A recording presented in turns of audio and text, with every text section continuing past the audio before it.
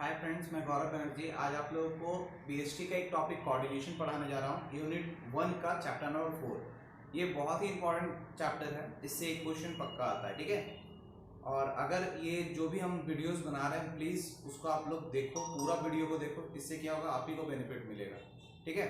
तो आज का टॉपिक में सबसे पहले कोऑर्डिनेशन क्या होता है। कोऑर्डिनेशन का ऐसा नॉर्मली हम लोग जानते हैं तालमेल बनाना, मतलब एक दूसरे के साथ अच्छा समझदारी के साथ काम करना ही क्या है, कोऑर्डिनेशन है। तो इसका एक डेफिनेशन हम बताते हैं।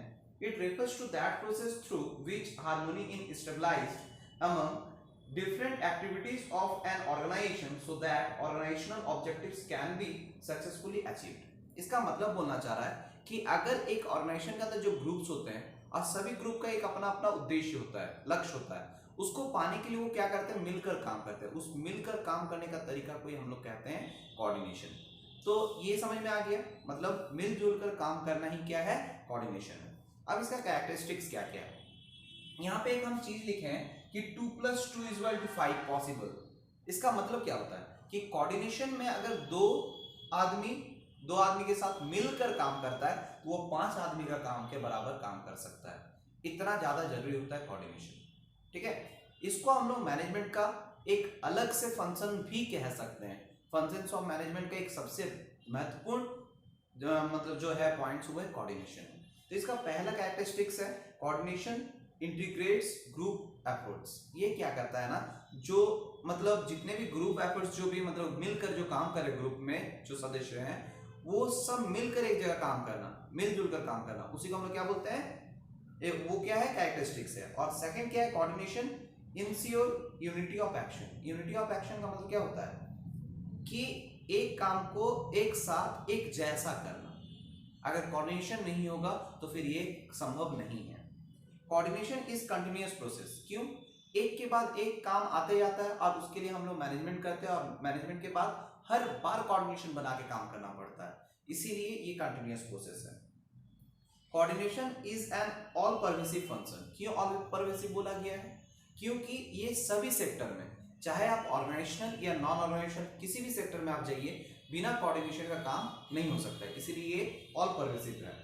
Coordination is deliberate function. ये जानबूझकर किया जाने वाला कार्य है। डिलिबरेट का मतलब जानबूझकर, मतलब आप चाहो या ना चाहो, अगर आपके साथ किसी का अनबन भी है लेकिन ऑफिशियली आप जब बात कर रहे हैं या काम कर रहे हैं तो उसके साथ आप अनजाने में ही सही, लेकिन आपको कोऑर्डिनेशन बना के काम करना होगा। ये सब था आपका कैरेक्टरिस्टिक्स। अब आता है एक टॉपिक सबसे ज्यादा इंपॉर्टेंट जो है कि coordination is the essence of management. Essence क्यों, जिस तरह से एक फसल को उगाने के लिए खाद का जितना जरूरत होता है, उसी तरह मैनेजमेंट के अंदर किया जाने वाला 5 कार्य को करने के लिए कोऑर्डिनेशन का उतना ही जरूरत होता है।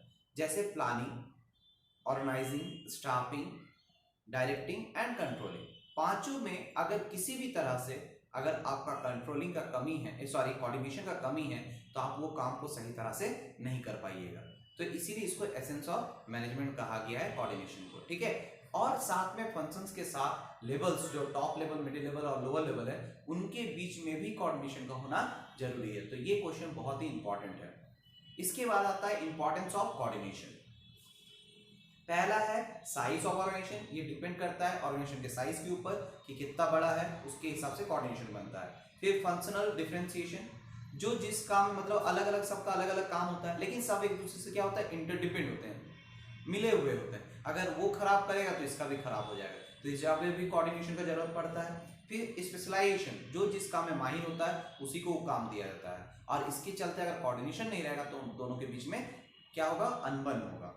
फिर इंटरडिपेंडेंस ऑफ डिफरेंट प्रोसेस। अभी हम थोड़ी देर पहले डिस्कस किए कि हर एक काम एक दूसरे के साथ रिलेट होता है, तो इसी तरह से हम लोग का इंपॉर्टेंस खत्म होता है। तो ये चैप्टर में बस इतना ही जानना था। आप इसको अच्छे से एक्सप्लेन करके लिखिए, ठीक है। आपका क्वेश्चन बनता है explain coordination and explain it's characteristics. पहला मतलब समन्वय से क्या समझते हैं तथा उसके विशेषताओं का वर्णन करें। दूसरा, coordination is essence of management, explain this statement. समन्वय प्रबंध का सार तत्व है, इस कथन का वर्णन करें। और third, explain the importance of coordination, समन्वय के महत्व का वर्णन करें। ये 3 क्वेश्चन इस चैप्टर से बना लीजिएगा। Thank you so much. आपको अगर ये वीडियो अच्छा लगे, लाइक, शेयर एंड सब्सक्राइब कीजिए।